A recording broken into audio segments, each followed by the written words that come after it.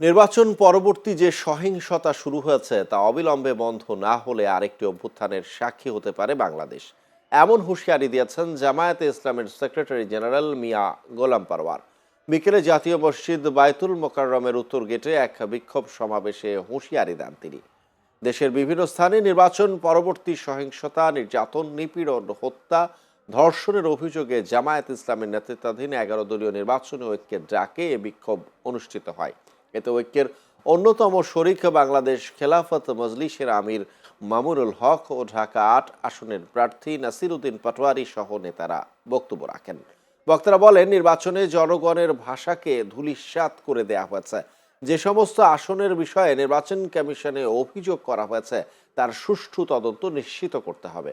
এ সময় হাদি হত্যার বিচার ও সংস্কারে জনগণ যে ম্যান্ডেট দিয়েছে তা বাস্তবায়নের আহ্বান জানানো হয়।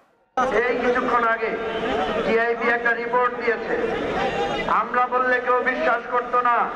টিআইবির রিপোর্ট এটা স্পষ্ট করে বলে দিয়েছে প্রত্যেকটি স্তরে এই নির্বাচনকে ম্যানিপুলেশন করা হয়েছে।